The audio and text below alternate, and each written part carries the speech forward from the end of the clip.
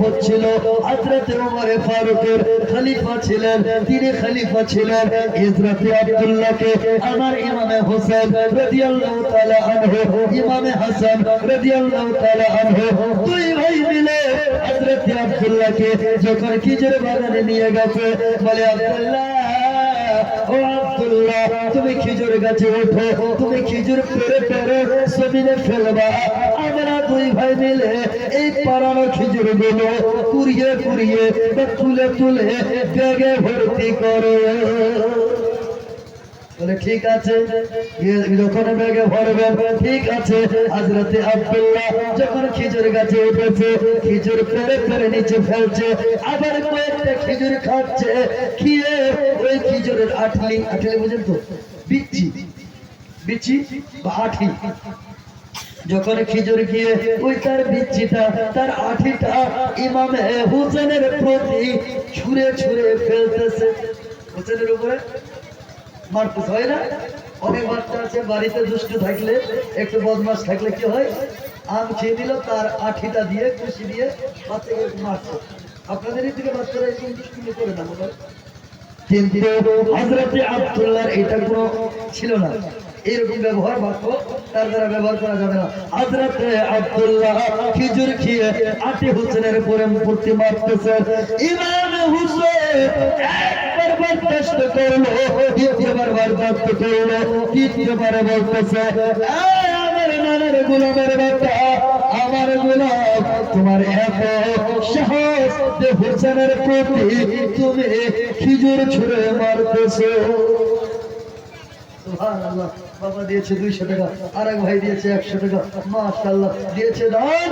আল্লাহ ইনাদেরকে বানাও ভাগ্যবান, জোরে বলুন আমিন। বেরাদার ইমামে হোসেন বলছে, আমার গোলামের বাচ্চা, আমার গোলামের বাচ্চা, জোরে বলুন। এখন উনি কি বলেন, কোন বাদশার বেটাকে যদি গোলামের বেটা বলা হয় রাগ হবে কি হবে না? বলে বলে, কোন মাস্টারের বেটাকে যদি মূর্খের বেটা বলা হয় রাগ হবে না?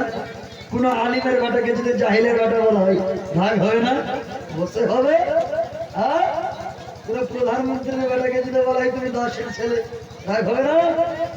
ওই রকম ইমামে হোসেন বলতেছে, আব্দুল্লাহ, আমার নামের গোলামের বেটা, আমার গোলাম, তোমার এত সাহস যে খাওয়ানো ওই খেজুরটা, খেজুরের বিচি বা আঠিটা তুমি হোসেনের উপরে ছুঁড়ে মারতেছ।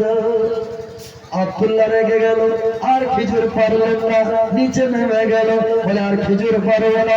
রাখতে রাখতে রাখতে রাখতে ইমামে হোসেনের কাছ থেকে আব্দুল্লাহ চলে গেল বাবার কাছে, বলে আব্বা গো, ও আব্বা জান। হযরত ওমর ফারুক রাদিয়াল্লাহু তাআলা আনহু বলে, আব্দুল্লাহ কি হয়েছে বলে? বলে আব্বা গো, আজকে একটা ঘটনা ঘটেছে। আব্বা আপনি বলেন তো আব্বা, রাজার বেটাকে যদি গোলামের বেটা বলা হয় রাগ হবে কিনা? বলে অবশ্যই। আব্বা গো, আলিমের বেটাকে যদি জাহিলের বেটা বলা হয় রাগ হবে কিনা? বলে অবশ্যই রাগ হবে। আব্বা, কেউ যদি মাস্টারের বেটাকে মূর্খের বেটা বলা হয় তাহলে রাগ হবে কিনা? হ্যাঁ অবশ্যই হবে। আব্বা, তাহলে বিচার করুন। বলে কার বিচার? বলে হুসাইনের বিচার। বলে কেমন বিচার? বলে আব্বা গো, হুসাইন আমাকে বলেছে আমার নানার গোলামের বেটা, আমার গোলাম। আব্বা, আমাকে নানার গোলামের বেটা গোলাম বলেছে। আব্বা গো, আপনি তো হচ্ছেন খলিফায়ে দেব, আপনি হচ্ছে বাদশাহ, আপনি তো হচ্ছেন রাজা, আপনি হচ্ছেন খলিফায়ে দেব। কেমন করে গোলাম হইতে পারলাম? কেমন করে আমি তার নানার গোলামের বেটা গোলাম? আব্বা গো, আপনার কাছে আমি বিচার দিচ্ছি, আপনি ইমামে হোসেনের বিচার করে ফেলে। বলে তাই নাকি? হ্যাঁ।